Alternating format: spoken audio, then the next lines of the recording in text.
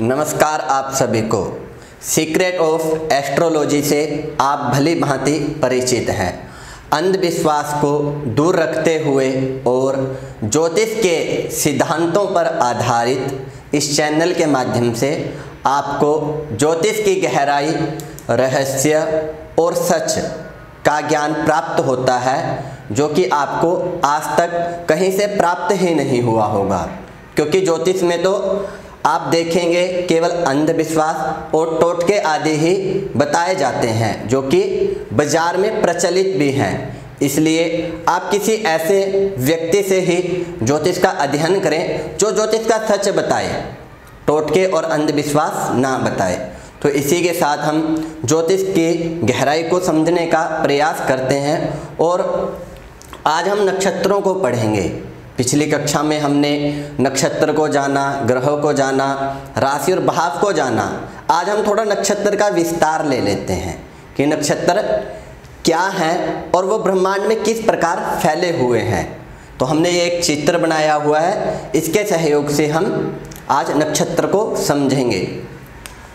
जो हमने ये चित्र बनाया हुआ है, इससे आप ब्रह्मांड समझें। और हम ब्रह्मांड को किलोमीटर इत्यादि में तो नहीं नाप सकते, पर हम इसे एक चित्र बनाकर यहाँ अंशात्मक रूप में समझने का प्रयास करते हैं। तो इसे आप ब्रह्मांड समझें और जो हमने बीच में बनाया हुआ है, इसे आप कांति वृत्त समझें, राशि चक्र समझें, जोडिक समझें। आप इसे जो समझना चाहते हैं वो समझ सकते हैं। और इसी के साथ जो हमारा ये नक्षत्र है, ये हमारा यहाँ पर 0 अंश पे है। पीछे हमने समझा था कि हमारे पास जो ब्रह्मांड है वो 360 डिग्री का है और हमारे पास 27 नक्षत्र हैं। जब हम इस 360 को 27 से भाग देते हैं तो यहाँ 9 शेष बच गया और 1 हमने यहाँ लिख दिया और यहाँ पर फिर 9 अंश शेष बच गया और 3 पे ये डिवाइड हुआ। जब हम इस 9 अंश को 60 से गुना करेंगे, क्योंकि ये हमारे अंश घंटा है, अब हम इस अंश को मिनट में परिवर्तित करेंगे। तो जब हम इस 9 को 60 से गुना करेंगे तो हमारे पास 540 प्राप्त हो जाता है, अर्थात 540 मिनट। और जब हम इसको 27 से भाग देंगे तो ये 2 पर कट जाएगा और यहाँ पे 0 आ गया तो 0 नहीं कटेगा, तो ये 20 मिनट, अर्थात हमें 13 अंश 20 मिनट एक नक्षत्र का मान प्राप्त हुआ। अर्थात जो हमारा ये 0 अंश से यहाँ से प्रारंभ होगा, यहाँ से लेकर यहाँ 1 तक हमारे नक्षत्र का मान कितना होगा? 13 अंश 20 मिनट, 13 अंश 20 कला। और ये जो हमने राशि चक्र बनाया हुआ है, इसे आप बराबर मानेंगे। यहाँ पर ये आपको बराबर भागों में बंटा हुआ नहीं लग रहा होगा, पर आप इसे एक जितना एक बराबर भागों में मानेंगे, कोई भी छोटा बड़ा नहीं है। तो हमें एक नक्षत्र का मान 13 डिग्री 20 मिनट प्राप्त हुआ, जिसे हम कह सकते हैं 13 अंश 20 कला। तो जो हमारा ये पहला नक्षत्र होगा वो यहाँ पे पहला नक्षत्र का मान 13 डिग्री 20 मिनट। इसी प्रकार दूसरे का जब हम प्रारंभ करेंगे तो वो 13 डिग्री 20 मिनट से प्रारंभ होगा और 26:40 तक चलेगा। अर्थात ये हमारा अश्विनी नक्षत्र है और ये भरणी नक्षत्र।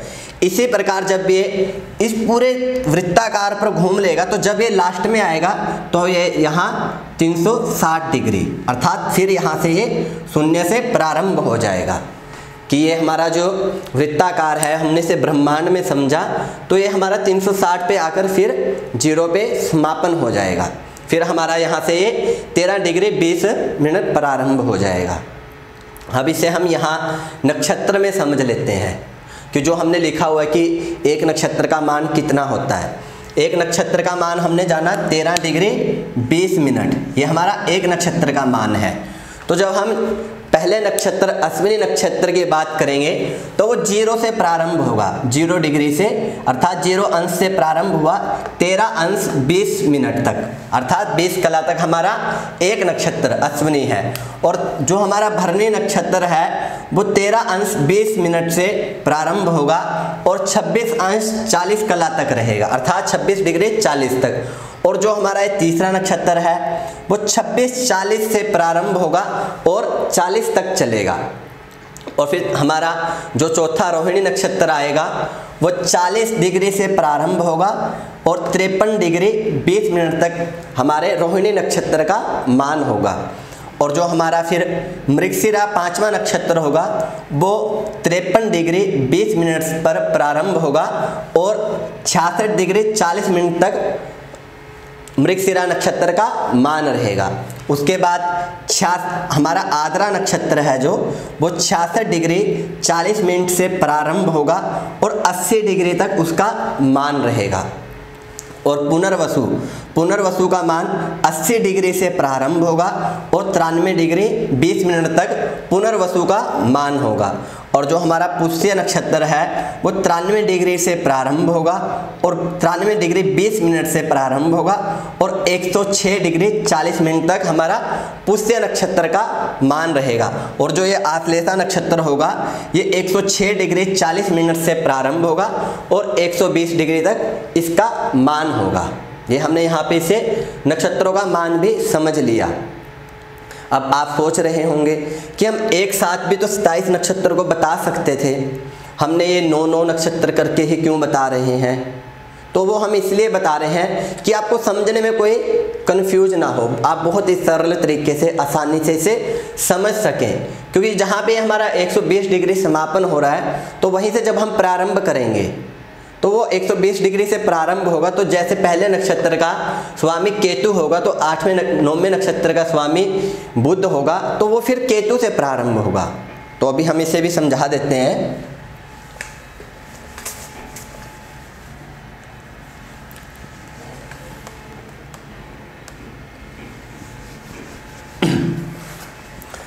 जो हम ये अब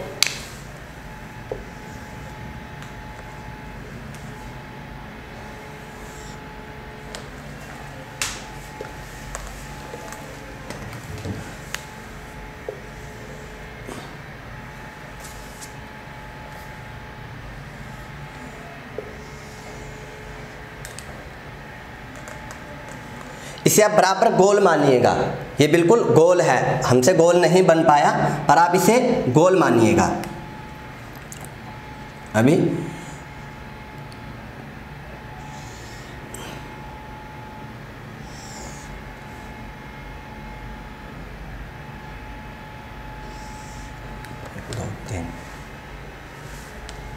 ये हमने इसे 3 भागों में बांट दिया, अर्थात पहले इस भाग का मान भी 120 डिग्री होगा, इसका मान भी 120 डिग्री और इसका मान भी।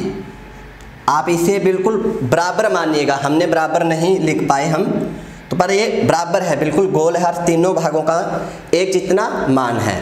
तो जब ये 120 डिग्री है तो हमारे इसी 120 डिग्री में 9 नक्षत्रगत हो रहे हैं। तो इसी 120 में जब हमारे 9 नक्षत्रगत होंगे तो ये यहाँ पे जैसे हमारा पहला नक्षत्र अश्विनी प्रारंभ होगा तो यहाँ पे लास्ट में हमारा कौन सा नक्षत्र आएगा? आश्लेषा। ये हमारा लास्ट आश्लेषा नक्षत्र 9वां नक्षत्र आएगा। तो पहले का स्वामी जब हमारा केतु होगा तो इसका स्वामी बुध है। वो कैसे, वो भी हम आपको बताएंगे। इसका स्वामी बुध है तो ये जब यहाँ पे 10वां नक्षत्र प्रारंभ हो रहा है उसका स्वामी भी केतु है। ऐसा क्यों? तो आप सभी जानते हैं, आप अलग अलग राज्य में रहते हैं और वहाँ का रहन सहन, खाना पीना, स्वभाव, वाणी सब अलग अलग है। तो इसी प्रकार जो ये हमारा ब्रह्मांड है जो हमने 360 अंशों में डिग्री में फैला हुआ है, जो कि अनंत तक फैला हुआ है, उसे हम अंशात्मक रूप में समझते हैं। जब हम इस भाग की बात करेंगे तो यहाँ का स्वभाव कुछ और होगा, यहाँ का स्वभाव कुछ और होगा, यहाँ का कुछ और होगा। जैसे आपके ही राज्य में कुछ और स्वभाव है, दूसरे राज्य में कुछ और। राज्य तो छोड़िए, अब आप यदि अपने गांव से दूसरे गांव की भी बात करेंगे तो वहाँ का भी रहन सहन, खाना पीना, पानी में भी परिवर्तन आ जाता है। तो ये तो हमारा ब्रह्मांड जो अनंत तक फैला हुआ है, तो इसमें क्यों नहीं परिवर्तन आएगा। तो इसीलिए यहाँ पर हमारे ऋषि मुनियों ने बहुत सोच समझकर, वो कितना आगे का सोचते थे वो आप यहाँ से समझ सकते हैं। 2 3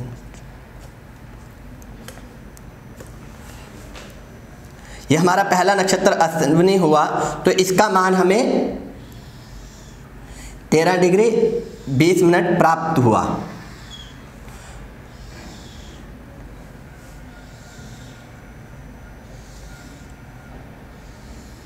इसी प्रकार जब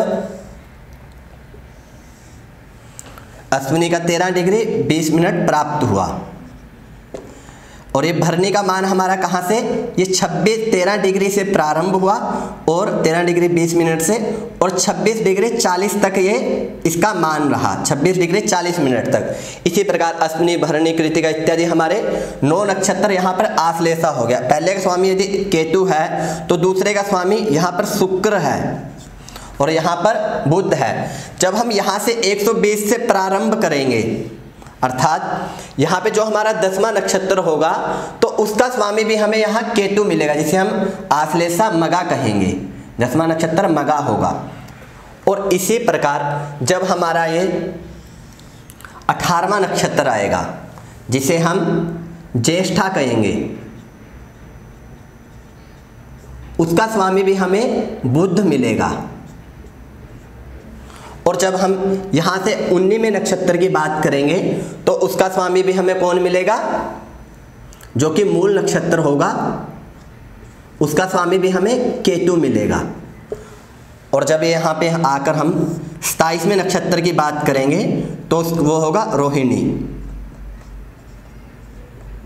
और उसका स्वामी भी हमें कौन मिलेगा, बुध। अर्थात जहाँ से प्रारंभ होगा, जिस स्वामी से प्रारंभ होगा वहीं पर जाके 9वें नक्षत्र में समापन हो जाएगा। और फिर जब 10वां नक्षत्र आएगा तो वो 10वां यहाँ पर आकर समापन हो जाएगा 18वें पे। अर्थात जहाँ से प्रारंभ हुआ वहीं से द्वारा फिर प्रारंभ होगा।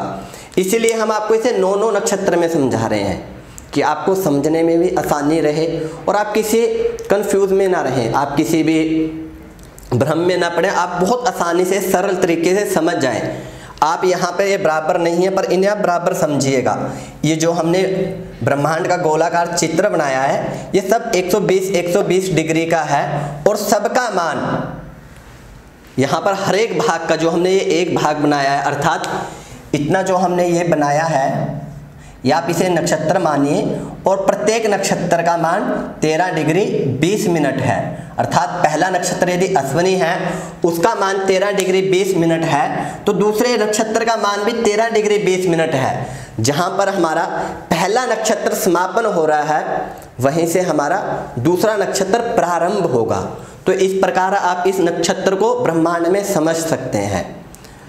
और आपको ये जो हमने चित्र बनाया ये एक बराबर नहीं था, शायद आपको समझने में भी थोड़ा डिफ़िकल्ट लगा होगा कि ये बराबर नहीं है, पर आप इसे बराबर मानिएगा और अपने आप कॉपी पेन पे आप बना के इसे देखिएगा और आप इसे आप नोट्स बनाते रहिए, क्योंकि अब आगे आपको क्रम से वीडियो मिलता रहेगा। आप क्रम से बनाइएगा, हमसे क्रम से नहीं बन पाया, तो इसलिए आप क्रम से बना के अपने नोट्स बनाते रहिए। उम्मीद है आपको वीडियो अच्छा लगा होगा, और क्योंकि हमारा उद्देश्य केवल ज्योतिष का सच बताना और इसका प्रचार प्रसार करना है। यदि आपको वीडियो अच्छा लगा हो तो वीडियो को शेयर करें, कमेंट करें, लाइक करें। यदि किसी प्रकार का मन में कोई डाउट हो तो आप कमेंट के माध्यम से पूछ सकते हैं, या फिर आप किसी भी माध्यम से हमसे संपर्क कर सकते हैं। और इसी के साथ आप वीडियो को शेयर अवश्य करें, क्योंकि आपके शेयर और लाइक करने से हमारे मन में भी एक उत्साह बना रहता है कि हम इसी विषय पर अगली वीडियो जल्द से जल्द आप तक दे सकें। नमस्कार सभी।